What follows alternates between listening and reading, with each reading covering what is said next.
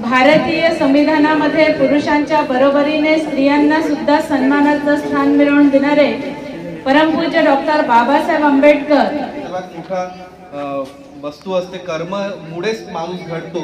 आणि मी तुम्हाला सांगू इच्छितो की ह्या शाळेमध्ये जितके शिक्षक आहेत, तर हे शिक्षक जे मुलांना शिकवून जे घडवतात, म्हणजे येणारी पिढी घडवतात, तर तुम्ही खरे या देशातले राष्ट्र निर्माते आहेत. पवन टाळ्या वाजवा, टाळ्या वाजवा. तुम्ही चांगले नंबर घ्या, तुम्हाला भेटेल.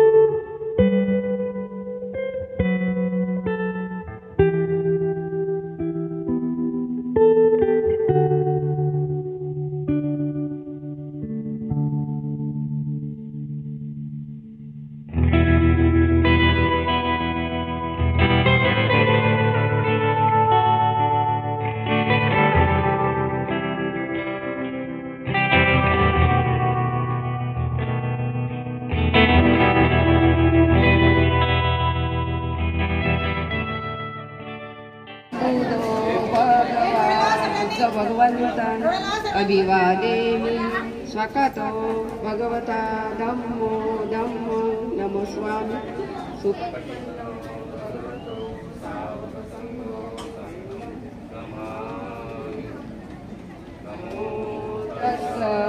भगवतो अरहतो सम्मा सम्बुद्धस्स. नमो तस्स भगवतो अरहतो सम्मा सम्बुद्धस्स. नमो तस्स भगवतो अरहतो सम्मा सम्बुद्धस्स. बुद्धं शरणं गच्छामि, धम्मं शरणं गच्छामि, संघं शरणं गच्छामि, तुतीयंपि बुद्धं शरणं गच्छामि, तुतीयंपि धम्मं शरणं गच्छामि, तुतीयंपि संघं शरणं गच्छामि, तृतीयंपि बुद्धं शरणं गच्छामि, तृतीयंपि धम्मं शरणं गच्छामि, तृतीयंपि संघं शरणं गच्छामि. पाणातिपाता वेरमणि सिक्खापदं समादियामि. अदीन्नदाना वेरमणि सिक्खापदं समादियामि.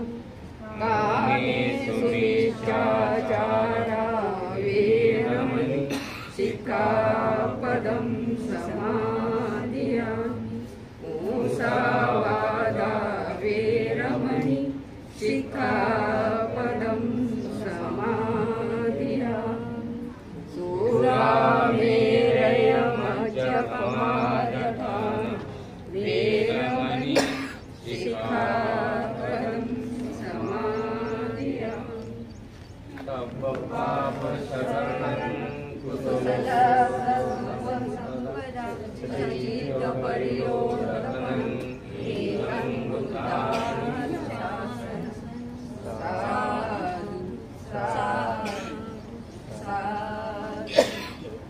डॉक्टर बाबासाहेब आंबेडकरांचा, शिवाजी चंदनखेडे साहेबांचा. आजच्या कार्यक्रमाचे प्रमुख पाहुणे आपल्या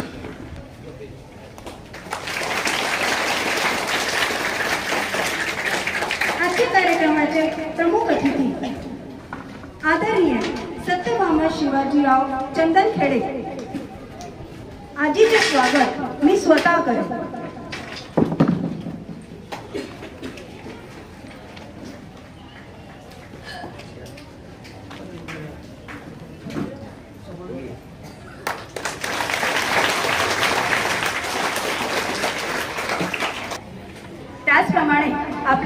कार्यक्रमाला विशेष अतिथी लाभलेले श्री अमर बागडे सर यांचे स्वागत मान्य श्री कोंडे सर करतील अशी मी त्यांना विनंती करते.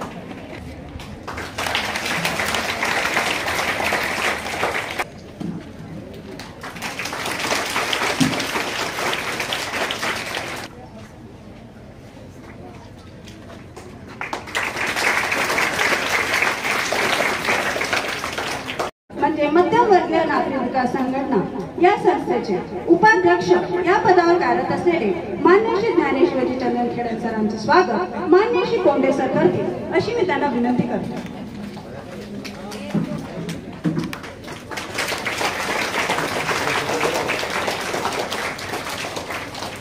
धन्यवाद.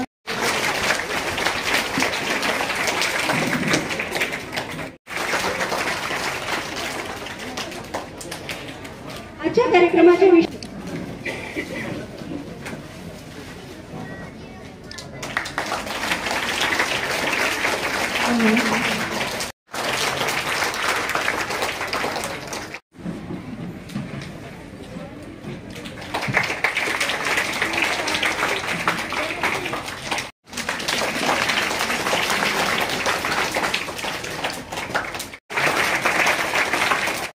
संदेश देणारे महाकारुणिक तथागत गौतम बुद्ध, स्त्रीमुक्तीचे प्रणेते महात्मा ज्योतिराव फुले, क्रांतिज्योती सावित्रीबाई फुले, छत्रपती शिवाजी महाराज, छत्रपती शाहू महाराज, भारतीय संविधानामध्ये पुरुषांच्या बरोबरीने स्त्रियांना सुद्धा सन्मानाचं स्थान मिळवून देणारे परमपूज्य डॉक्टर बाबासाहेब आंबेडकर आणि परिवर्तनवादी चळवळीमध्ये ज्या ज्या महापुरुषांनी या देशामध्ये परिवर्तनाची क्रांती केली ते सर्व विचारक, त्यांच्या विचारांना मी या ठिकाणी वंदन करते. आदरणीय मध्यमवर्गीय नागरिक विकास संघटना ज्यांनी या ठिकाणी निर्माण केली आणि आपल्यासारख्या सर्व विद्यार्थ्यांना शिक्षणाची जी संधी उपलब्ध करून दिली, सन्माननीय स्मृतिश्रेष्ठ शिवाजीरावजी चंदनखेडे या साहेबांनी तुम्हा सर्वांना जी शिक्षणाची संधी उपलब्ध करून दिली आणि त्यासाठी या ठिकाणी जी शाळा निर्माण केली, आज आपण पाहतो की त्यांनी जे झाड लावलं होतं ते झाड आज वटवृक्ष झालेलं आहे. आणि म्हणून त्यांना सुद्धा सन्माननीय शिवाजीराव चंदनखेडे साहेब यांना सुद्धा या ठिकाणी मी त्यांच्या स्मृतिदिनी वंदन करते. आणि या ठिकाणी उपस्थित आजच्या कार्यक्रमाचे सन्माननीय अध्यक्ष आदरणीय जे या शाळेचे मुख्याध्यापक आहेत आदरणीय दीपक नागपुरेजी, करायच्या वहीवर काय करायचं, एक उद्दिष्ट ठरवायचं. डॉक्टर बाबासाहेब आंबेडकरांनी तुम्हाला शिक्षणाप्रती प्रेरित करण्यासाठी, तुम्हाला शिक्षणाची बरोबरीची संधी देण्यासाठी संविधानामध्ये तरतूद केली. आणि चंदनखेडे साहेब, शिवाजी म्हटलं तर हे नाव काय आहे, प्रेरणादायी नाव आहे. ज्याप्रमाणे छत्रपती शिवाजी महाराज होऊन गेले त्याचप्रमाणे तुम्हासाठी शाळा या ठिकाणी, कारण इथे जिल्हा परिषदेची 7व्या वर्गापर्यंत शाळा होती. तुम्हाला कुठे जावं लागत होतं समोरच्या शिक्षणासाठी, नागपूरला. आणि म्हणून तुम्हाला सुद्धा या ग्रामीण क्षेत्रामध्ये 10वी पर्यंत शिक्षण मिळालं पाहिजे म्हणून त्यांनी या ठिकाणी शाळा सुरू केली. हे ऐतिहासिक कार्य आहे की नाही आहे ना. आणि म्हणून त्यांच्या प्रती आपण कृतज्ञता व्यक्त केली पाहिजे. त्यांनी आम्हाला शाळेची शिक्षणाची संधी उपलब्ध केली. त्यांनी आमच्यामध्ये जे कलागुण आहेत, फक्त पुस्तक वाचणं म्हणजे शिक्षण आहे का, नाही. तुम्ही जे तुम्हाला मनपसंत आहे ते सुद्धा तुम्ही खेळलं पाहिजे. जे तुम्हाला सांस्कृतिक नाट्य करण्याची आवड आहे ते तुम्ही केलं पाहिजे. तुम्हाला संगीताची आवड आहे ते सुद्धा तुम्ही त्या ठिकाणी गायलं पाहिजे. तुम्हाला स्पोर्ट्स मध्ये जाण्याची कुठे फुटबॉल असेल, क्रिकेट असेल, मुलींना कुठेतरी कबड्डी असेल, हे जे सगळे खेळ आहेत ते काय आहे तुमच्यासाठी? तुमचं व्यक्तिमत्व विकास घडविण्यासाठी आहे. मी फक्त भाषण म्हणून देत नाही तुम्हाला. कुठेतरी तुम्ही या समाज व्यवस्थेमध्ये जी शिवाजीराव चंदनखेडे साहेबांनी तुम्हाला जी संधी उपलब्ध करून दिली, तुम्हाला सुद्धा समाजामध्ये येऊन त्यांच्या पावलावर पाऊल ठेवून काम करायचं आहे.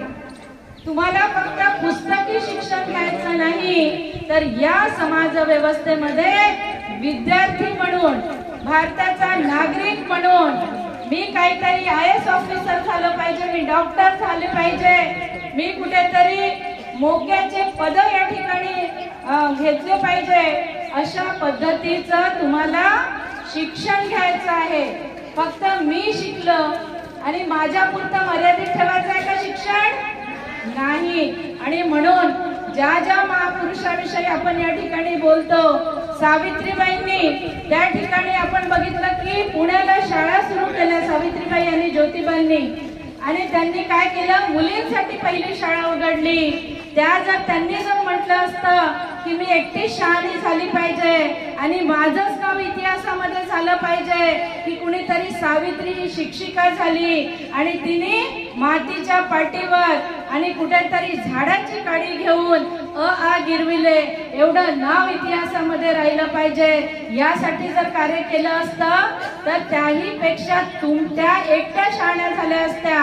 पण आज आपण पाहिलं की आज तक्षशिला वाघधरे जरी या ठिकाणी बोलत आहे, तर ती सर्व सावित्रीबाईंनी आम्हाला काय बनवलं?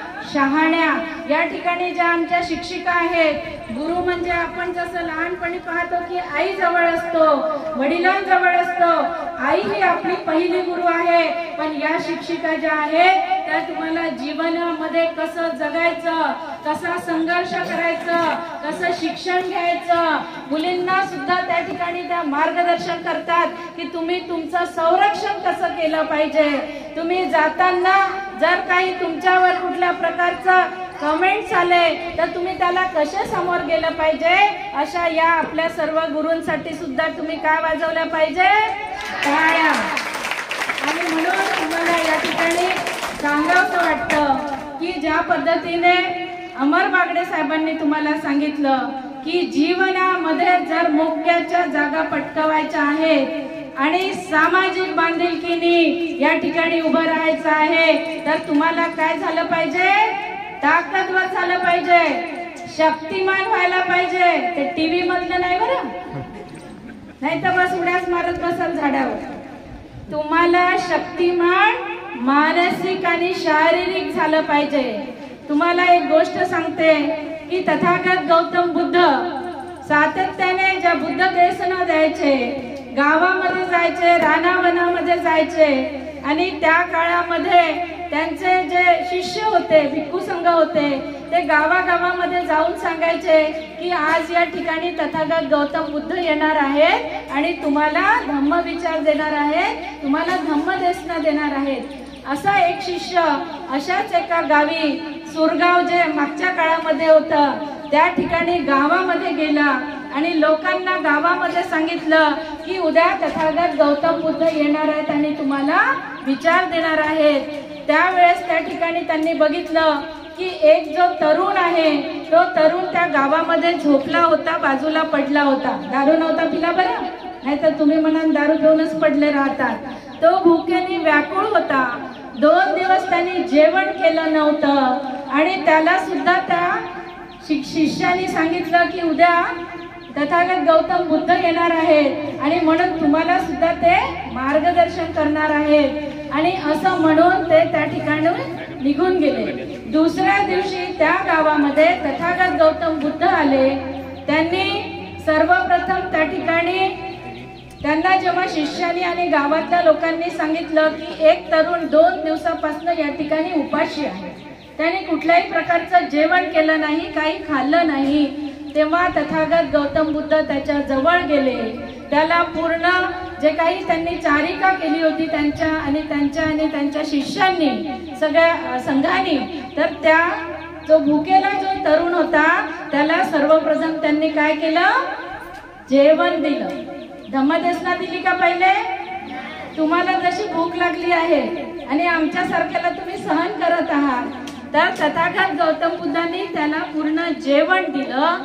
त्याच्यानंतर त्याला पाणी दिलं आणि शिष्य तथागत गौतम बुद्धांना म्हणायला लागले की संघ की हे तथागता, तुम्ही त्यांना भोजन दिलं, त्यांना कुठेतरी शारीरिक काय झाली, शक्ती आली भोजनामुळे. आता आणि तुम्ही त्याला धम्मदेसना का दिली नाही? सर्वप्रथम तुम्ही धम्मदेसना का दिली नाही? तर तथागत गौतम बुद्ध म्हणाले की ज्या व्यक्तीला पहिले ज्याची गरज असते ते देणं अतिशय गरजेचं आहे. आणि म्हणून त्या ठिकाणी त्यांनी धम्मदेसना नंतर दिली सर्वांना. त्यामध्ये तो युवकही सामील झाला. पण असं तथागतांनी म्हटलं नाही की हे युवक उठ बरा, नाही तर तू झोपलाय तर पहिले मी काय देते तुला, धम्म प्रवचन, धम्म सांगते. तर ज्याची जी पहिली गरज आहे ती आपण दिली पाहिजे. आणि म्हणून या ठिकाणी युथ फॉर रिव्होल्युशनच्या सर्व कार्यकर्त्यांसाठी जोरदार टाळ्या वाजल्या पाहिजे.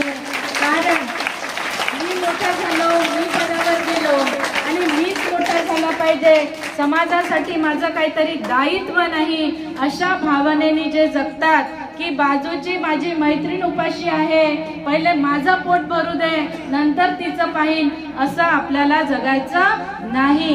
ही सगळी जी मुलं आहेत हे सगळे नोकरी करतात, कुठे त्यांचं सुद्धा त्यांचं कुटुंब आहे, मुलं आहेत, पत्नी आहेत, आई वडील आहेत. या सर्वांना सांभाळून सुद्धा माझं समाजाप्रती काहीतरी दायित्व आहे.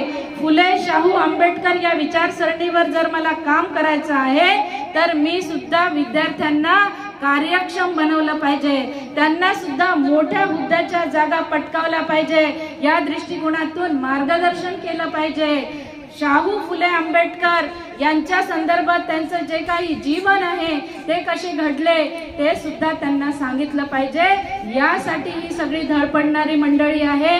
आणि यांच्या माध्यमातून विलास भाऊ चंदनखेडे यांनी मला या ठिकाणी जी संधी दिली, रवी भाऊ रंगारी यांनी जी या ठिकाणी मला बोलण्याची संधी दिली, त्या सर्वांना या ठिकाणी धन्यवाद देते. आणि आपल्या वडिलांच्या पावलावर आपण सुद्धा या ठिकाणी कोण किती दिवस जगला याला महत्व नाही, तर तो किती समाज उपयोगी ठरला, समाजासाठी किती चांगलं कार्य केलं, समाजासाठी त्यांनी किती मोठं या ठिकाणी जे शिक्षण संस्था वटवृक्ष बांधलं ते जास्त महत्वाचं आहे. आणि म्हणून या ठिकाणी शिवाजीराव चंदनखेडे साहेबांना पुनश्च वंदन करते.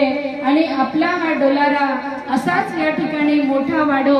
आणि आपली जी संघटना आहे त्या संघटनेमध्ये आपण सर्व कुटुंबीय जे या ठिकाणी काम करत आहात आपण एकोप्याने काम केलं पाहिजे. कारण आपल्या शैक्षणिक संघटना फार कमी आहेत. अनेक शैक्षणिक संघटनांमध्ये आम्ही पाहतो की कुठेतरी तिथे चढाओढ असते, एकमेकांचं बरोबर ऐकत नाही. पण आपल्या वडिलांनी या ठिकाणी जो वारसा तुम्हाला दिलेला आहे म्हणून संघटित होऊन आपण या ठिकाणी कार्य करावं अशी या ठिकाणी अपेक्षा करते. आणि एक चांगली शिक्षण संघटना आपण उभारली. चंदनखेडे कुटुंबियांचे या ठिकाणी अभिनंदन करते आणि इथेच थांबते. धन्यवाद. माननीय शिवाजी गणपतराव चंदनखेडे सरांच्या पुण्यतिथी निमित्त प्रत्येक वर्षी इथे जो मानवी सामाजिक कार्य उभारण्यात येतो हा कार्य खूप उत्कृष्ट आहे आणि खूप मोठा आहे. इथे उपस्थित सगळ्या विद्यार्थी मित्रांनो करिता दोन ओळी हिंदीमध्ये बोलू इच्छितो. मला माहिती आहे इथे उन्हामध्ये बसलेले जे विद्यार्थी मित्र आहेत त्यांना ऊन लागत असेल, पण असे कार्यक्रम प्रत्येक वेळेस आपल्याला ऊन जो त्रास होतोय तुम्हाला त्यापेक्षा करिअर गायडन्स प्रोग्राम किंवा पुण्यतिथीमध्ये जे उपस्थित मान्यवरांनी जे बोललेले आहेत त्यांच्या जे ऐकून तुम्ही जे आपल्या करिअर मध्ये जे स्वतःला शिक्षणामध्ये जे घडवतात ते त्रास, आताचा त्रास त्यापेक्षा कमी दिसून येतो. तर तुमच्यासाठी दोन ओळी सांगतो कि जिंदगी खेलती भी उसी के साथ है जो खिलाड़ी बेहतर होता है. जिंदगी खेलती भी उसी के साथ है जो खिलाड़ी बेहतर होता है. दर्द सबके एक से है मगर हौसले सबके अलग अलग है. कोई हताश होकर बिखर जाता है तो कोई संघर्ष करके निखर जाता है। इसके बाद मित्रांनो, करिअर गायडन्स कार्यक्रम करिता जे अतिथी आपल्याला लाभले ते व्यासपीठावर बसलेले आहेत। प्रियदर्शनी हायस्कूलच्या माध्यमातून त्यांचं स्वागत झालेलं आहे। आणखी असे थोर माणसांचं स्वागत युथ फॉर रिव्होल्यूशन ग्रुपच्या वतीने पण झालं पाहिजे, याकरिता मी प्रथमच आपले जे अतिथी आहेत, प्रथम प्रियदर्शी हायस्कूलचे संचालक, समाजसेवक आणि फुले शाहू आंबेडकरी मिशनचे लढवय्ये माननीय विलासभाऊ चंदनखेडे सर यांच्या स्वागत करिता प्रियदर्शी हायस्कूल चे शिक्षिका स्नेहा मेश्राम मॅडमला विनंती करतो की माननीय विलासभाऊ चंदनखेडे सरांचं स्वागत करा।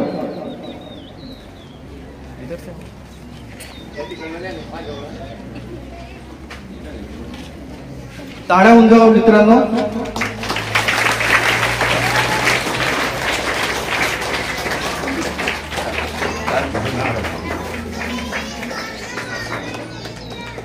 सगळ्यांनी टाळ्या वाजवावे।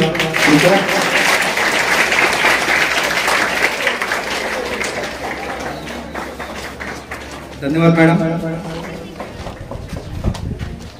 त्यानंतर आमचे दुसरे अतिथी, मित्रांनो शिक्षण हेच माणसाच्या प्रगतीचा प्रथम मार्ग असतो, आहे की नाही? शिक्षण हेच प्रगतीचा प्रथम मार्ग असतो, पण शिक्षण घेतल्यानंतरही आपल्या सामाजिक म्हणजे आपल्या समाजाकरिता काहीतरी आपली देणगी आहे हे विचार करून जो व्यक्ती काम करतो तो खरा आंबेडकरी फुले समाजाचा सिपाही असतो। मी असेच एक सिपाही अतिथी म्हणून आपल्याला लाभले, माननीय अमर बागडे साहेब, जे भारतीय रेल्वेमध्ये खापरखेडामध्ये स्थित स्टेशन मॅनेजर आहेत। मी त्यांच्या स्वागत करिता विनंती करतो की शिक्षिका वैष्णवी काकडे मॅडम यावे आणि सरांचं स्वागत करावं।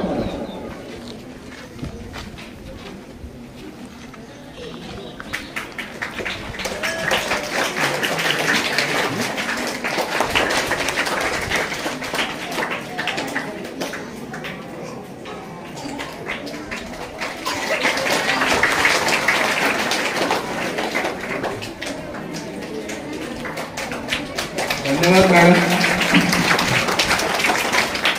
त्यानंतर सरांनी आता थोडा वेळ अगोदर ज्यांच्याबद्दल सांगितलं त्याबद्दल मी थोडं संक्षिप्त मध्ये सांगू इच्छितो, जे आपल्याला हा आजच्या करिअर गायडन्स कार्यक्रम म्हणजे युथ फॉर रिव्होल्यूशनच्या माध्यमातून जो करिअर गायडन्स कार्यक्रम आयोजित केलेला आहे ते अतिथी म्हणून आपल्याला लाभले आहेत। मी अशा व्यक्तींना बोलू इच्छितो ज्यांचं संपूर्ण आयुष्य हे फक्त फुले शाहू आंबेडकरी मिशनच्या सामाजिक कार्य मध्ये जात आहे, ज्यांनी बहुजन समाजाच्या प्रत्येक आंदोलनामध्ये एक पॅन्थर म्हणून, एक भीम वाघीण सारखे आपले एक महत्वपूर्ण रोल निभावले आहेत। मित्रांनो, मग नागपूरमध्ये अंबाझरी स्थित आंबेडकर भवन करिता जे लढाई नियमितपणे 365 दिवस चालली, किंवा दीक्षाभूमीमध्ये जे गैरकानूनी अंडरग्राउंड पार्किंग उभारण्यात येत आहे त्या विरोधात तिथले समिती आणि सरकारला ज्या प्रश्न विचारणारी, ज्यांनी नागराज मंजुळे यांच्या नाळ आणि झुंड या चित्रपटामध्ये अभिनय केला असे माननीय तक्षशिला वाघरे मॅडम यांचं स्वागत करिता मी अंकिता शेंडे मॅडम यांना बोलू इच्छितो। प्लीज मॅडम या।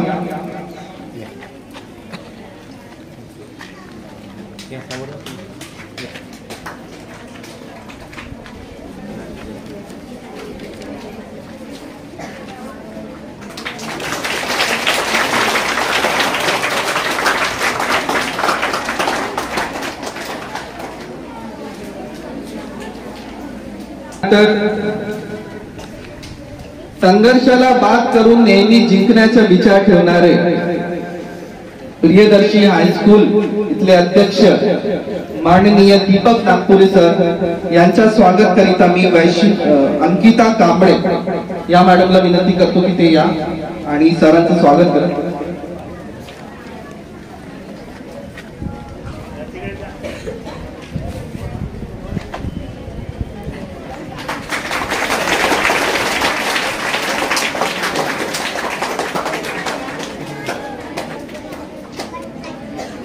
त्यानंतर हायस्कूलचे जे ज्येष्ठ मॅडम आहेत सत्यभामा चंदनखेडे यांच्या स्वागत करिता मी शाळेतले शिक्षिका श्वेता मॅडम यांना विनंती करतो की त्यांनी या आणि मॅडमचं स्वागत करतो. सत्यभामा चंदनखेडे मॅडम.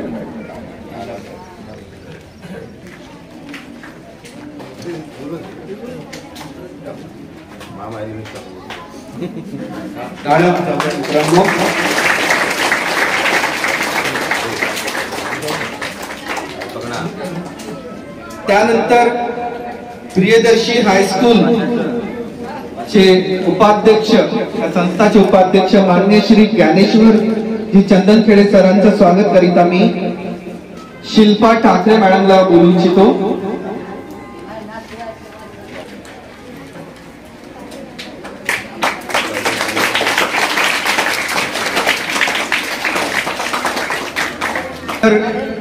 गुड्डू भाऊ धापोडकर गेले का. त्यानंतर आम्हाला प्रत्येक कार्यामध्ये सहभाग करणारे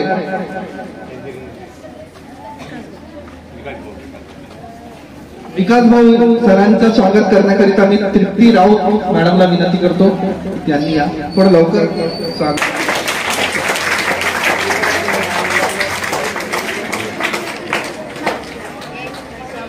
मी तुम्हाला एकच गोष्ट सांगतो की सर्व सामाजिक दुखण्यावर उच्च शिक्षण हेच एकमेव औषध आहे असे डॉक्टर बाबासाहेब आंबेडकरांनी एका सभेत म्हटले होते.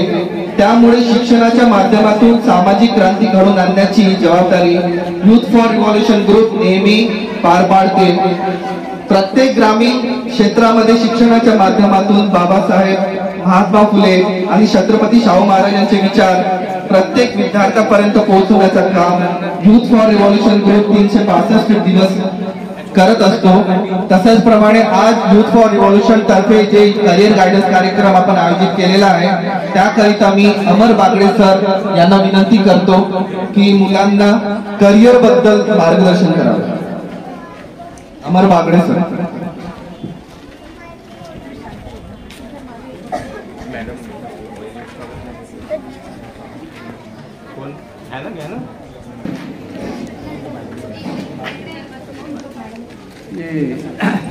मैं हिंदी में बोलूँगा तो चलेगा बेटा आप लोगों को.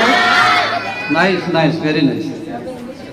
सारे संसार को शांति का पैगाम देने वाले महाकारुणिक लाइट ऑफ एशिया तथागत भगवान गौतम बुद्ध परम पूज्य विश्वरत्न सिंबल ऑफ नॉलेज प्रज्ञा सूर्य क्रांति सूर्य डॉक्टर बाबा साहेब आंबेडकर रिजर्वेशन के जनक छत्रपति शाहू महाराज स्वच्छता के जनक गाडगे महाराज और रहते के राजा छत्रपति शिवाजी महाराज और छत्रपति शाहू महाराज माता रमाई माता जिजाई और माता सावित्री इन सभी महापुरुषों को मेरा नमन. उसी प्रकार ये सुंदर कार्यक्रम जो youth for revolution is group में लाया है ये, तो इनके लिए एक बार जोरदार तालियां बजाइए.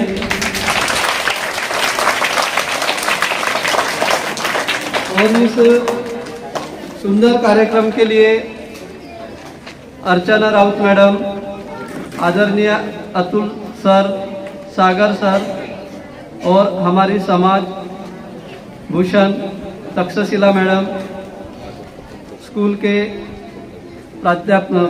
के मुख्याध्यापक, संचालक तथा शिक्षक वर्ग और मेरे विद्यार्थी मित्रों, मैं कम से कम आपके जैसा ही एक गांव में पढ़ा हुआ हूँ 7वीं तक। जिला परिषद स्कूल वायगांव रामटेक के तरफ आता है। उस छोटे से गांव में पढ़ने के बाद में एक ऑफिसर कैसा बन सकते हैं ये चीज़ मैं आपको बताऊंगा। तो जो 8वीं 9वीं 10वीं में जो विद्यार्थी हैं वो चाहे उनको इम्पोर्टेंट लगे तो वो लिख भी सकते हैं, इसीलिए कुछ रजिस्टर होंगे। तो आपको देखो, मैं 8वीं 9वीं 10वीं वाले विद्यार्थी को इसीलिए कहा क्योंकि 8 से ही मैंने मेरे बेटे को समझाया था कि बेटा यदि तुझे IAS बनना है तो तुझे 8वीं से ही पढ़ाई करना पड़ेगा। आप लोगों को भी 8वीं से पढ़ाई करना पड़ेगा।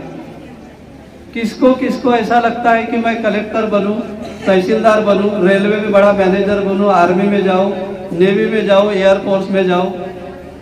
हाथ ऊपर करो।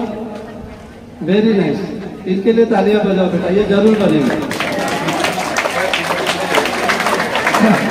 जरूर बनेंगे। क्योंकि बनने का जो सपना होता है ना वो गांव के लड़के ही बनते हैं। गांव के लड़के बहुत मेहनती रहते हैं।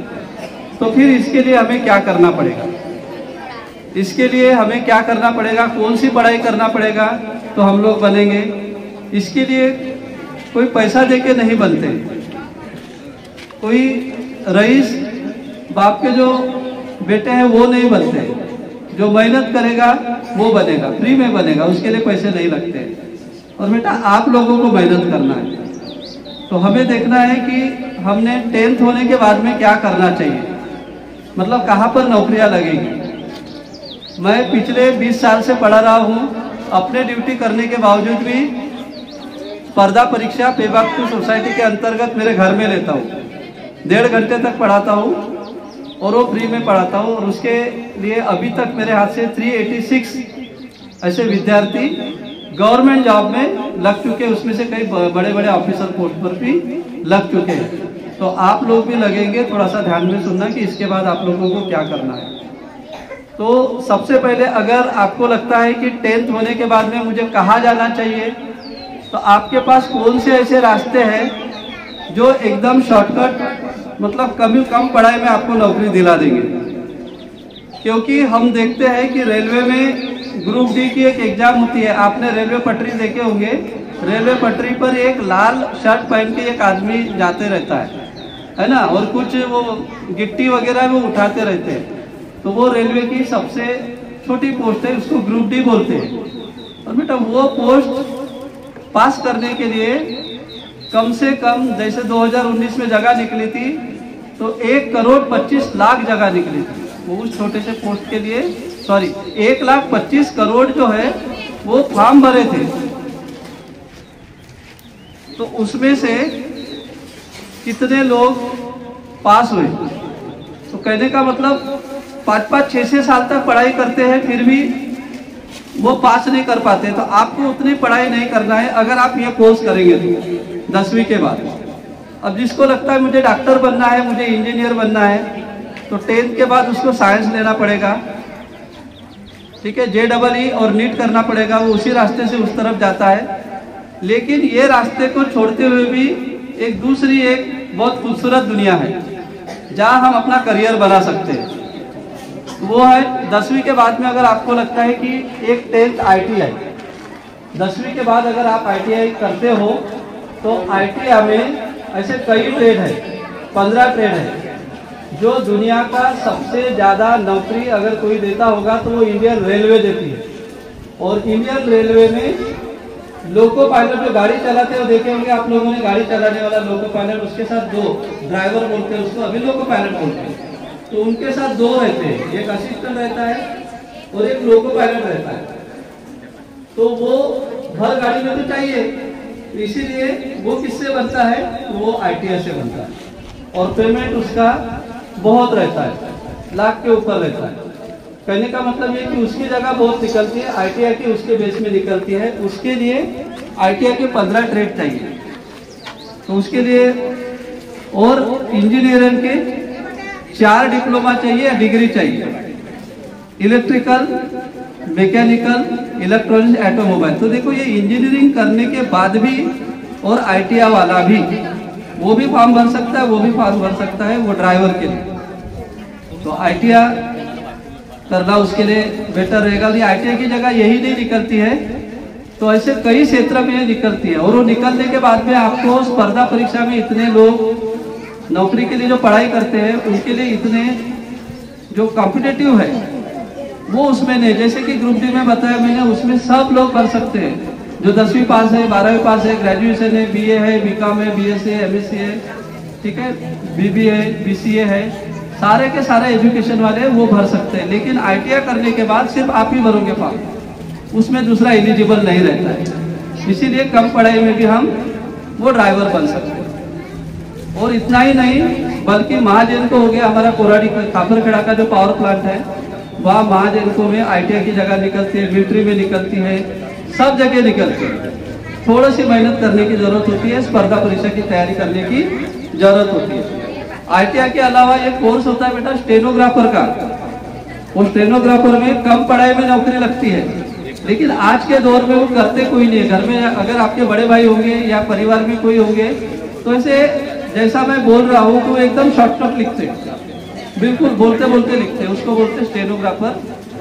तो वो कोई करते नहीं। अगर वो आपने अगर कहा कि मुझे अभी से करना है 8वीं क्लास से 9वीं क्लास से, तो भी आप प्राइवेट इंस्टीट्यूट में उसको कर सकते हैं। टाइपिंग इंस्टीट्यूट जहाँ होते हैं ना, टाइपिंग पढ़ाते हैं, वहाँ पे वो कर सकते हैं। वो अगर आपने अभी से किए तो आप ग्रेजुएशन होने के बिल्कुल बाद बिल्कुल नौकरी पे लगेंगे, क्योंकि वो कोई करते नहीं है। और वो जो पोस्ट होती है वो पोस्ट कलेक्टर के अंडर में, हमारे जो सबसे बड़े ऑफिसर होते हैं DRM के अंडर में, ADRM के अंडर में, जज के अंडर में, इनके अंडर में रहते हैं। और स्टाफ सिलेक्शन नाम की एक एग्जाम्स होती है, उस एग्जाम में ग्रुप C और ग्रुप D में ये वैकेंसी निकलता है, और हर साल निकलता है। और भरने वाले, फॉर्म भरने वाले नहीं के बराबर रहते हैं, क्योंकि ये कोर्स कोई करता ही नहीं। तो आप स्टेनोग्राफर एक अपने 8वीं 9वीं 10वीं है, वो भी एक लिख के रखना अपने को क्या क्या करना है। स्टेनोग्राफर ग्रुप C और D निकालते हैं, वो भी एक आपके लिए बहुत बढ़िया फ्यूचर है। उसमें ऑफिसर ही बन के निकलता है, ऑफिसर के अंडर में रहता है, IAS के अंडर में रहता है। दूसरा, लड़कियों के लिए मैं कहना चाहूँगा कि बेटा आप लोगों का अगर सपना है नर्सिंग, BSc नर्सिंग में करना, तो नर्सिंग में बहुत बेटर फ्यूचर है। अगर वो आप करते हैं नर्सिंग के लिए, तो उसमें मेवो हो गया, मेडिकल हो गया, डागा हो गया, ठीक है, जितने मेडिकल फील्ड की वैकेंसीज है वो भरी जाती है गवर्नमेंट। हमारे रेलवे हॉस्पिटल होते हैं, मिलिट्री का हॉस्पिटल होते हैं, ऐसे हॉस्पिटल में आप नर्सिंग करने के बाद में फॉर्म भर सकते हैं। और नर्सिंग का जो है वो सिंगल स्टेज एग्जामिनेशन होती है, एक ही बार होती है। अगर उसमें पास हो गए तो सीधा नौकरी लगती है। उसकी उनको जो पेमेंट मिलता है वो पेमेंट एक स्टेशन मास्टर होता है, स्टेशन में रहता है, उसके बराबर रहती है। और तीसरा कोर्स, जिनकी हाइट ऊंची है, जो ऊंचे पूरे हैं, जिनको लगता है कि नहीं मेरे से साइंस नहीं बनता है, मेरे से साइंस नहीं बनेगा, तो कम से कम ये 6 महीने का जो कोर्स है, सिर्फ 6 महीने का कोर्स है, वो कर सकते हैं। वो कोर्स करने के बाद में भी वो कोई करते नहीं है, लेकिन उसको डिमांड बढ़ा है। वो कोर्स है फायरमैन का। फायरमैन सिर्फ 6 महीने का है। आज इंडस्ट्रियल में बड़े बड़े बिल्डिंगें हो गई, आग लगती है। आग लगने के बाद में बाकी तो कोर्सेज 4-4 साल के रहते हैं। जैसे अभी ग्रेजुएशन इस बार से 4-4 सालों का हो गया। BSc करोगे 4 साल के बाद डिग्री मिलेगी, BA करोगे 4 साल। तो ये फायरमैन का सिर्फ 6 महीने का है, और 10वीं पास होने के बाद इसको आप कर सकते हैं। मान्यता प्राप्त इंस्टीट्यूट में चलाया जाता है। ये होने के बाद जब कारपोरेशन में जगह निकलती है, मिलिट्री में जगह सब जगह निकलती है, तो उसमें क्या है कि जो फायरमैन किया है वही भरेगा, चाहे वो कितना भी बड़ा एजुकेशन किया है वो नहीं भर सकता है। तो ये फायरमैन जिसने भी किया उसको तुरंत लगना ही है। कम से कम वो अपना करियर कॉन्ट्रैक्ट बेस पे तो भी इसको मिलता है पेमेंट 20-25 हज़ार के करीबन। फिर भी वो कॉन्ट्रैक्ट बेस जो है ठेकेदारी पद्धति में नहीं जाना है। हमें गवर्नमेंट के बारे में बात करेंगे। तीसरा चीज, 8वीं 9वीं 10वीं में जो बच्चे हैं, बेटा आपके गांव में तो नहीं होगा, तालुका लेवल में या नजदीक में जो होगा टाइपिंग इंस्टीट्यूट होगी, तो आप अपने पापा को बोल सकते हैं कि पापा मुझे टाइपिंग लगा कर दो इंग्लिश की। वो अभी से कर सकते हैं आप 8वीं 9वीं 10वीं में होता कि टाइपिंग कर सकते हैं इंग्लिश की और हिंदी और मराठी की। ये कंप्यूटर के ऊपर जो टाइपिंग होती है वो अभी से ही कर सकते हैं 8वीं 9वीं 10वीं वाले। वो अगर करके रखे और उसको कंटिन्यू रखे तो उसके थ्रू वैकेंसी निकलती है जिसमें हर कोई नहीं भर सकता, आप ही भर सकते हैं, मतलब जिसने वो किया हो। वो भी एक हटके कोर्स है जिसके वजह से आप कहीं भी कोई भी जगह पर जो गवर्नमेंट में वैकेंसी निकलती है आप क्लर्क बन सकते हैं। ठीक है, इसके बाद मैं मेरे जो टीचर स्टाफ है और सभी स्टाफ है उनसे कहना चाहूँगा, सर ये कोर्स है बहुत प्यारा जिसमें आजकल में बहुत कम समय में वो किए तो खास नौकरियाँ लगती है अभी के दौर में भी, क्योंकि ये जो कोर्स है ये है सैनिटरी इंस्पेक्टर का। ये 12वीं साइंस वाले या बीएससी वाले, कोई एनी बीएससी या 12वीं साइंस अगर जिसका हो तो ये 1 साल का कोर्स है। ये हमारे रेलवे में भी इसकी वैकेंसी निकलती है, अभी अपकमिंग है। इसका हर जगह पर लिखा है, स्टेट गवर्नमेंट में निकलता है। इसके जो है सर ये 1 साल होने, all India self local government Gokulpeth में है। अगर ये 1 साल का किए और 12वीं साइंस है तो निश्चित तौर पर उसको अभी के दौर में भी कॉम्पिटिटिव की तैयारी करता है तो 1 साल में वो नौकरी पा सकता है। सैनिटरी इंस्पेक्टर जिसको हेल्थ इंस्पेक्टर भी बोलते हैं। अभी 3-4 दिन पहले नागपुर के जो कमिश्नर है वेलफेयर, सोशल वेलफेयर के सिद्धार्थ गायकवाड़ सर, उन्होंने एक लड़की को भेजे थे कि ग्रेजुएशन होने के बाद में क्या करना है, तो उन्होंने बोले बागड़े सर है उनकी तरफ जाओ, वो आपको गाइडलाइन करेंगे। मैंने उसको गाइडलाइन किया, एसएफएस से बीएससी किया, बेटा बोला 1 साल का ये कोर्स कर दिया और 1 साल पढ़ाई कर मेरे जो क्लास है उसमें आ जा। तो उसने वो पढ़ाई किया और पढ़ाई करने के बाद में जब वो क्लास में आई तो उसके साथ वो 5-6 को लेकर आए, बीएससी हो चुका था, 5-6 को लेकर आई, मतलब अपने मैत्रीन को लेकर आई और अपने परिवार को भी लेकर आई जिन्होंने बीएससी किए थे।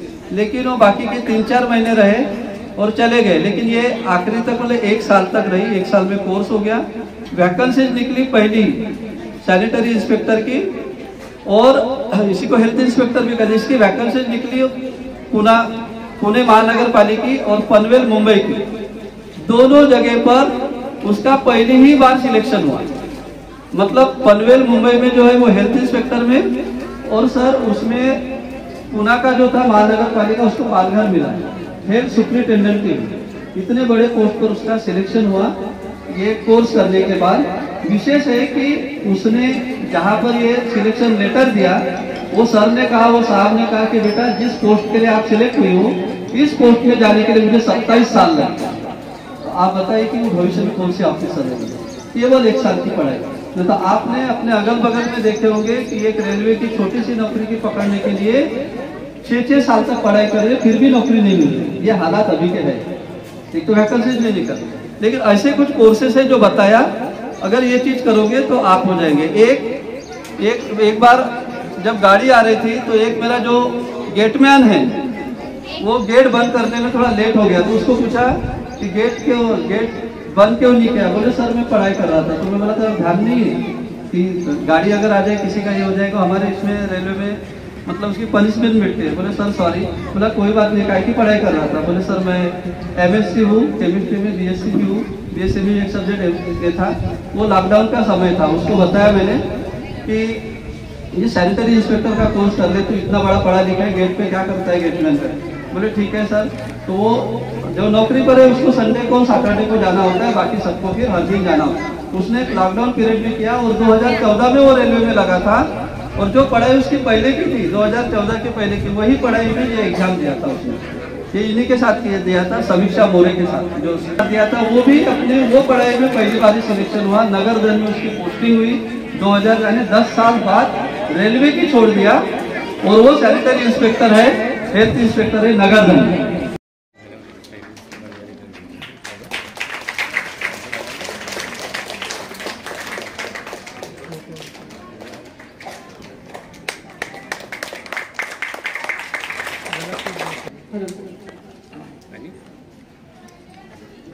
सभी थोड़ी देर ही आपको राह देखनी है। छोटे बच्चे आज बहुत ही अच्छी तरीके से बैठे हैं। सबसे पहले उनके लिए ग्रीटिंग करो, जोर से क्लैपिंग करो, खुद के लिए इतनी देर से आप बड़ी बड़ी बातें सुन रहे हो, उसमें से आपने 10% भी गेन किया तो भी बहुत है, ऐसे सर ने बताया। अभी शुरू करने से पहले मैं बोलूँगी, अगर हमने 1 साल का कार्य करना है, अगर हमें 1 साल का कार्य करना है तो हमें अनाज उगाना चाहिए। अगर हमें 5 साल का कार्य करना है तो हमें नींबू या जैसे बस्कस के प्लांट होते हैं वैसे प्लांट को उगाना चाहिए। लेकिन अगर हमें उससे भी ज़्यादा यानी 100 साल का कार्य करना है या 200 साल का कार्य करना है तो हमें बरगद के पेड़, आम के पेड़ ऐसे लगाना चाहिए। लेकिन अगर हमें दर पीढ़ी और पीढ़ी न पीढ़ी कार्य करना है तो हमें मनुष्य निर्माण का कार्य करना चाहिए, मनुष्य निर्माण का कार्य करना चाहिए। और इस मनुष्य निर्माण का कार्य करने के लिए सबसे अच्छा तरीका है वो है एजुकेशन, शिक्षण। और ये बात अशिक्षित होके भी जिस इंसान ने समझी उस इंसान का नाम है सम्माननीय दिवंगत श्री शिवाजी चंदनखेड़े साहिब। इनको सबसे पहले मैं अभिवादन करती हूँ। आज के कार्यक्रम को मंच पर उपस्थित सम्माननीय श्री बागड़े, आज कार्यक्रम के अध्यक्ष श्री नागपुरे सर, मुख्याध्यापक प्रियदर्शनी हाई स्कूल डोंगरगांव तथा आज के निमंत्रित मेहमान श्री बागड़े सर और जिला परिषद सदस्य तक्षशिला ताई और हमारे सबके प्रिय जो हमारे सोसाइटी के अध्यक्ष है श्री सम्माननीय विलासभाई चंदनखेड़े सर और इस धीरा को संभालने वाले श्री सम्माननीय ज्ञानेश्वरी चंदनखेड़े सर जो हमें सर्वात मोठा वस्तू असते कर्म मुळेच माणूस घडतो। आणि मी तुम्हाला सांगू इच्छितो की ह्या शाळेमध्ये जितके शिक्षक आहेत तर हे शिक्षक जे मुलांना शिकवून जे घडवतात म्हणजे येणारी पिढी घडवतात तर तुम्ही खरे या देशातले राष्ट्र निर्माते आहेत। तर सगळ्या शिक्षक आणि शिक्षिकाकरिता जोरदार टाळ्या होऊन जाऊ द्या, कारण यांच्यामुळेच तुम्ही मोठ्या पदांवर जाऊ शकता। Youth for revolution group career guidance कार्यक्रम हा नेहमी राबवत असतो आणि नेहमी हा मुलांना समोर वाढवण्याकरिता प्रोत्साहित करत असतो।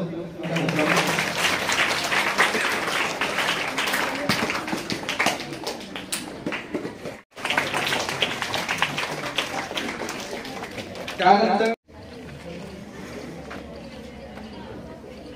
धन्यवाद सर।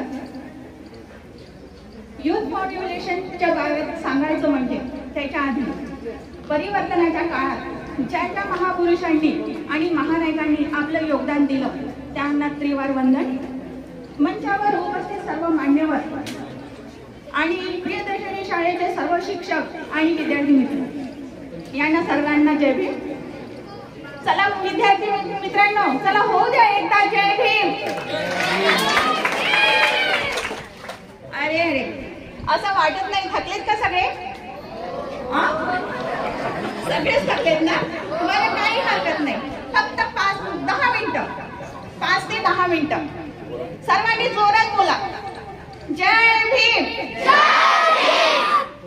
आता कसं छान वाटलं ना, एनर्जी आली ना, थोडीशी आली का एनर्जी? पण याच्यानंतर तुम्हाला पारितोषिक सुद्धा मिळणार, प्रमाणपत्र सुद्धा मिळणार आहेत, त्याबद्दल थोडासा संयम बाळगा। युथ फॉर रिव्हॉल्युशनचं सांगायचं म्हटलं तर रिव्हॉल्युशन म्हणजे क्रांती, विचारांची क्रांती। पण ही अशीच येते का विचारांची क्रांती? अशीच येत नाही। त्याच्याबद्दल मी तुम्हाला एक छोटीशी गोष्ट सांगते, मी माझ्यावरूनच सांगते, ह्या संघटनांवरून सांगत नाही। जेव्हा आम्ही अभ्यास करायचो तेव्हा एवढ्या आता ज्या सुविधा आहेत त्या तेवढ्या सुविधा नव्हत्या। तेव्हा आम्हाला लायब्ररीमध्ये जायला सुद्धा वेळ मिळत नव्हता, आमच्याकडे तेव्हा ट्युशन सुद्धा नव्हत्या। पण आता तुम्हा सगळ्यांना ही खूप छान सुविधा मिळते। मग काय करायचं तर आम्ही जे 4 मित्र-मैत्रिणी होतो त्यांनी एक असा ठराव पास केला, म्हणजे आम्ही आपल्यातच ठराव पास केला की बा आता आम्हाला जे काय हे येतोय, त्रास होतोय, प्रत्येक परीक्षेचा अभ्यास करणं, कधी कधी पुस्तकच अवेलेबल नाही व्हायचे, ट्युशन सुद्धा नव्हत्या। मग काय करायचं? नोकऱ्या सुद्धा येत नव्हत्या। नोकऱ्यामध्ये खूप कॉम्पिटिशन, खूप कमी याच्यामध्ये। मग काय करायचं, तर मग आम्ही 4-5 मित्रमैत्रिणी ठरवलं की जो त्रास आम्हाला होतोय, म्हणजे प्रत्येक गोष्टीचा, कधी पुस्तकं अवेलेबल नसायचे, कधी वही पेन नव्हती, हा जो त्रास आम्हाला झाला, जा यायचा त्रास, अभ्यास कसा करायचा, ह्या सगळ्या गोष्टींचा जो त्रास झाला आणि त्या त्रासातून आम्ही जेव्हा वर आलो, आम्ही नोकरीला लागलो, तो त्रास तुम्हाला होऊ नये, म्हणजे तुम्हाला कोणत्याच गोष्टीचा त्रास होऊ नये ह्या निमित्ताने ह्या संघटनांनी काम करायला सुरुवात केली.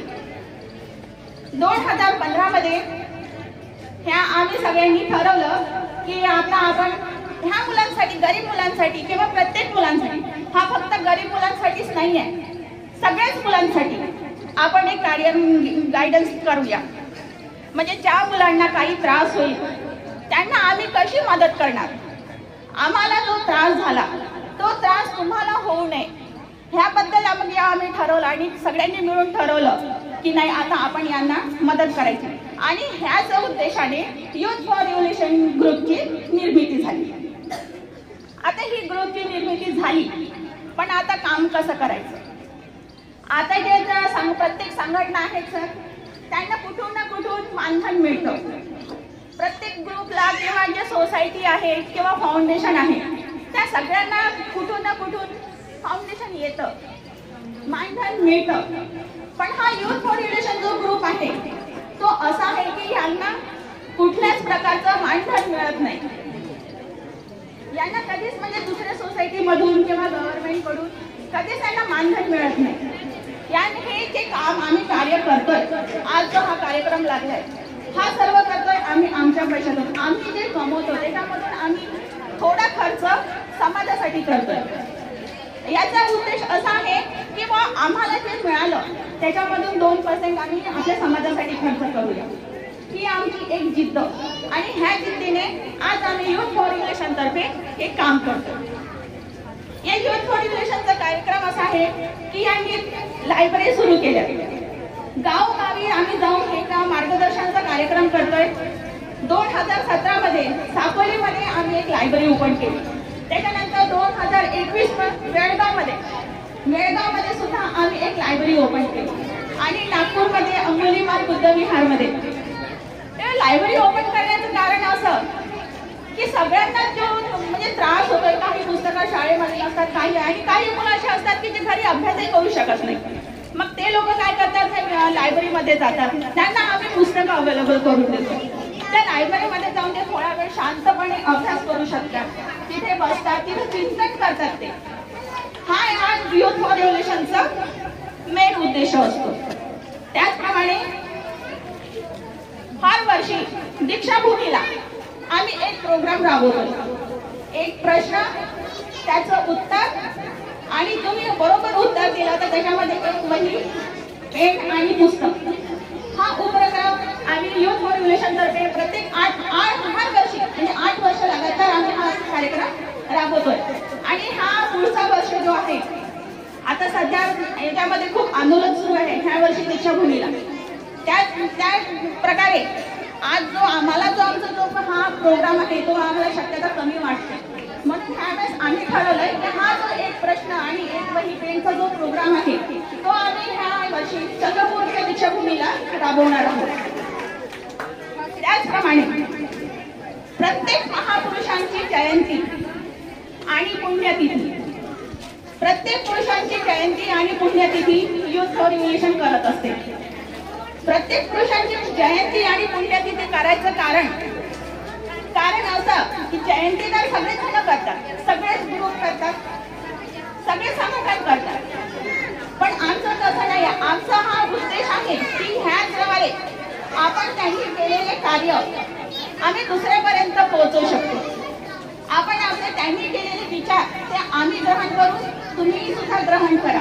ह्या उद्देशाने युथ फॉर रिव्होल्यूशन हे प्रत्येक महापुरुषांची जयंती आणि पुण्यतिथी साजरी करत असतो. ह्या विद्यालयाच्यामध्ये युथ फॉर रिव्होल्यूशनने आणखी परत 8 वर्षापासून एक कॅलेंडरचा उपक्रम राबवलेला आहे. युथ फॉर रिव्होल्यूशन तर्फे एक कॅलेंडर काढण्यात येतं. ह्या कॅलेंडरमध्ये प्रत्येक जण आपल्या शाळा, कॉलेज, बिझनेस ह्याबद्दल सगळं माहिती देत असतात. पण युथ फॉर रिव्होल्युशनचा कार्यक्रम असा असतो की जे बुद्धांच्या याच्यामध्ये ज्या आपल्याला त्या स्थळाबद्दल माहिती नसतं त्या स्थळांबद्दल माहिती ह्या कॅलेंडरमध्ये देण्यात येते. त्याचप्रमाणे आपल्याकडे काही अशा घटना घडत असतात ज्यांच्याबद्दल आपल्याला काहीच माहीत नसतं. पोलीस आपल्या घरी येतील, आपल्या घरी जर काही झालंय, काही घटना घडली तर आपण त्याच्याबद्दल आपल्याला काहीच माहिती नसतं. त्याच्यामध्ये आपले अधिकार काय आहेत, आपण काय करू शकतो ते सुद्धा काही जणांना याच्याबद्दल काहीच कल्पना नसते. त्याबद्दल सुद्धा याच्यामध्ये ज्या माहिती दिलेली असते. असं हे युथ फॉर रिव्होल्युशनचं हे कार्यक्रम कॅलेंडरचा कार्यक्रम 8 वर्षापासून सुद्धा चालू आहे. आपण स्मरण करीत आहोत असे आपल्या संस्थेचे संस्थापक अध्यक्ष स्वर्गीय शिवाजी चंदनखेडे साहेब यांना नतमस्तक होतो आणि आपल्या अध्यक्षीय भाषणास सुरुवात करतो. आज साहेबांबद्दल श्रद्धा प्रकट करण्याचा दिवस आहे. ज्या साहेबांनी आपल्याला विचार दिले त्या विचारांना पुढे घेऊन आज आपलं प्रियदर्शनी हायस्कूल आणि पब्लिक स्कूल पुढे जात आहे. साहेबांचा जो विचार होता एक दिवस या ठिकाणी junior college, senior college, ITI या सर्व गोष्टी झाल्याच पाहिजे. एक निरक्षर माणूस परंतु त्यांचे विचार हे आपल्याला मोठे करणारे आहेत. साहेबांबद्दल सांगायचं झाल्यास चौधरी, आराध्या, संजय चौधरी, जोरदार ताडा होऊन जाऊ द्या. 5वी मध्ये छान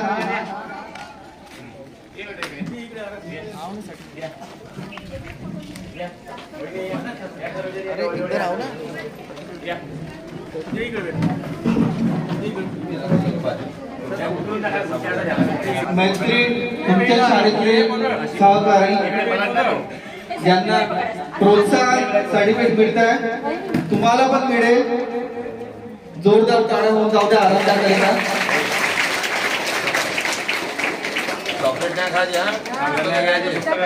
कोलकर भूमिका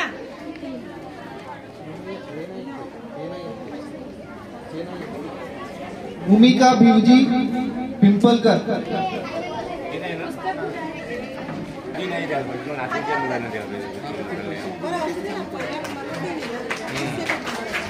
पवन ज्ञानेश्वर सिंदूरकर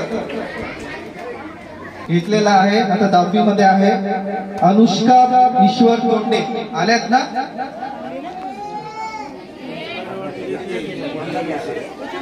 तिकडे बघा. साक्षी आहे ना. प्राची प्राची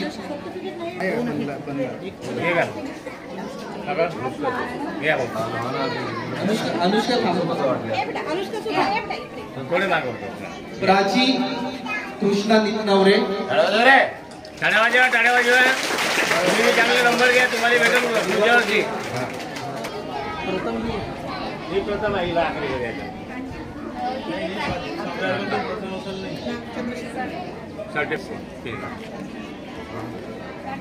थर्ड नंबर आहे तृतीय क्रमांक.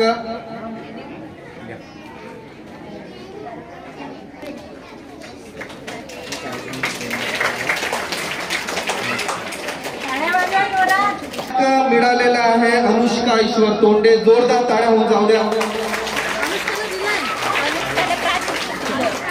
प्रथम क्रमांक 9वी मध्ये.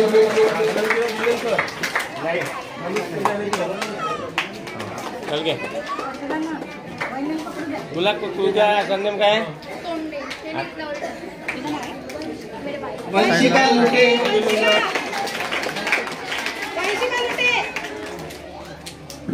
अक्षरा गणपत जांभुले. अक्षरा गणपत जांभुले. वंशिका लुटे जांभुले. सृष्टी सृष्टी ईश्वर तोंडे, अभिजित सुधीर मेश्राम,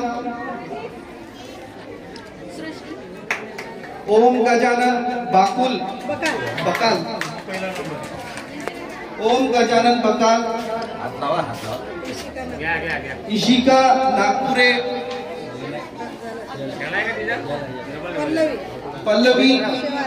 पल्लवी महेंद्र शेवारे,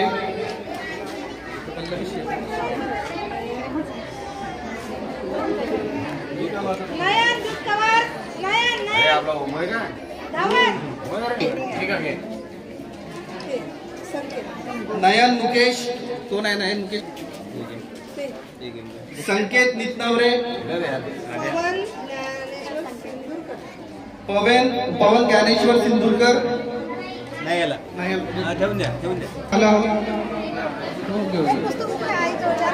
मित्रांनो आता आपण शेवटच्या टप्प्यावर आलो आहोत. तर प्रत्येक कार्यक्रमाच्या शेवटचा टप्पा हा नवीन उमेदीची किरण म्हणजे नवीन सुरुवात असतो.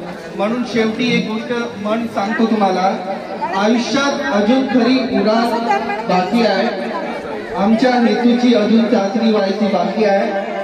आम्ही फक्त मुठभर जमीन मोजली आहे, अजून संपूर्ण आकाश मोजायचं बाकी आहे. तर मी कार्यक्रमाचा आभार प्रदर्शन करिता स्नेहल वासनिक मॅडम यांना बोलू इच्छितो. आपल्या शाळेतल्या वैरागडे मॅडम, विद्याताई वैरागडे मॅडम यांनी आपल्या शाळेला वाचनालयासाठी काही पुस्तके दिलेली आहे विद्यार्थ्यांना वाचण्यासाठी. ती भेट विलासभाऊ चंदनखेडे यांनी स्वीकारावी अशी मी त्यांना विनंती करते. कार्यक्रम मध्ये मदत करण्याकरिता ज्यांनी खूप मोठा हातभार लावला आहे ते म्हणजे रवींद्र रंगारी सर. यांचं स्वागत करिता मी सागर बागडे सर यांना बोलू इच्छितो. त्यांनी रवींद्र रंगारी सरांना स्टोल गिफ्ट देऊन स्वागत करावं. त्यानंतर प्रफुल्ल देशव्रता सरांचं पण स्वागत बागडे सर करतील अशी विनंती.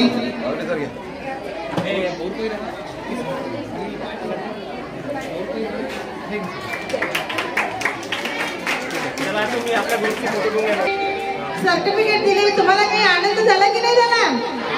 हा, मग अशा या तक्षशिलाताई वाघरे यांच्यासाठी एकदा टाळ्या वाजवून स्वागत करा.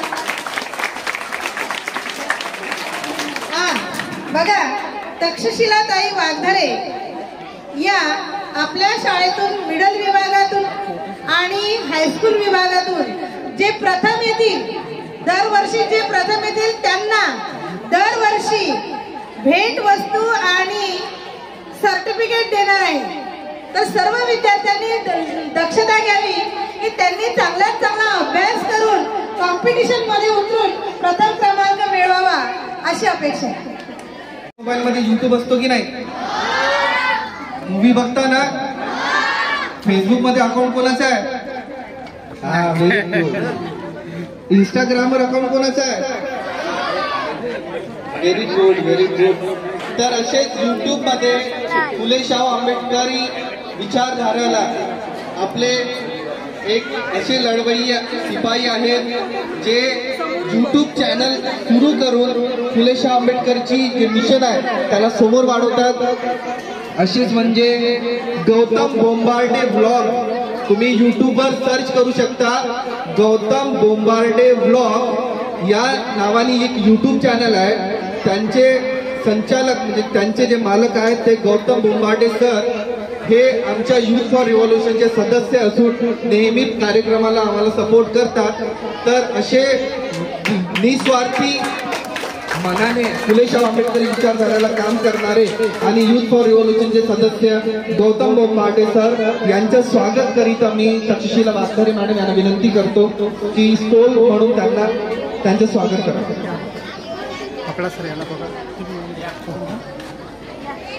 गौतम बोंबार्डे ब्लॉग, तुम्ही सगळ्यांनी हा चॅनल सबस्क्राईब करा आणि फुले शाहू आंबेडकरी मिशनचे नवीन अपडेट घेण्यासाठी तुम्हाला ह्या सगळ्यांना चॅनलला सबस्क्राईब करा.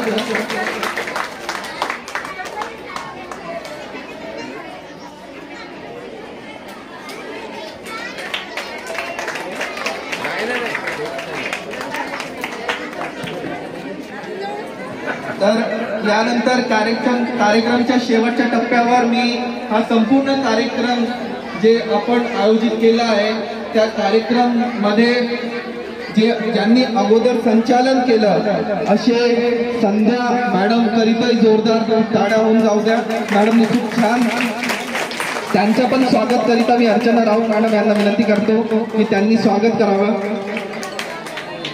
आणि आभार प्रदर्शन करिता मी स्नेहल वासनिक मॅडमला विनंती करतो की त्यांनी संपूर्ण कार्यक्रमाचं आभार प्रदर्शन करावं. जोरदार टाळ्या होऊन जाऊ द्या मित्रांनो. आणि त्यांचं स्वागत करिता स्नेहल वासनिक मॅडमचं स्वागत करिता मी अर्चना राऊत यांना विनंती करतो की त्यांनी पण स्टोल म्हणून मॅडमला गिफ्ट द्यावं.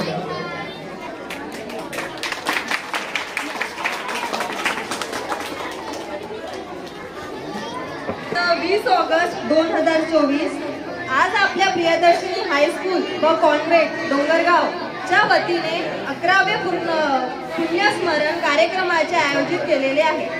या कार्यक्रमासाठी लाभलेले अध्यक्ष आपल्या शाळेचे मुख्याध्यापक श्रीमान नागपुरे सर, आपल्या संस्थेचे अध्यक्ष माननीय विलासभाऊ चंदनखेडे साहेब, संस्थेचे उपाध्यक्ष माननीय ज्ञानेश्वरजी चंदनखेडे साहेब, तसेच सिद्धार्थजी रंगारी साहेब, संस्थेचे सहसचिव संदेशजी रंगारी साहेब व सुखदेवजी चंदनखेडे साहेब, आपल्या संस्थेचे कोषाध्यक्ष सुधाकरजी मेश्राम साहेब, तसेच आपल्या संस्थेचे सदस्य म्हणून सदस्य अरुणजी शेंडे साहेब हे कार्यक्रमाला आवर्जून उपस्थित राहिले त्याबद्दल मी त्यांचे मनपूर्वक आभार मानते. तसेच आपल्या कार्यक्रमाचे पाहुणे म्हणून उपस्थित सर्व कर्मचारी वर्ग, श्रीमान अमर बागडे सर, तक्षशिला मॅडम व अर्चना राऊत मॅडम या सगळ्यांचे मी मनापासून आभार मानते. तसेच माननीय वैरागडे परिवार, माननीय वासनिक परिवार यांचे मी मनपूर्वक आभार मानते. तसेच या कार्यक्रमाला उपस्थित असलेले चंदनखेडे परिवारातील सदस्य मी त्यांचेही मनपूर्वक आभार मानते. सर्व विद्यार्थी व शिक्षकांनी हा कार्यक्रम शांततेत पार पाडला त्याबद्दल मी त्यांचेही आभार मानते. त्याचप्रमाणे माननीय अध्यक्षांच्या कार्यक्रम इथे संपला आहे.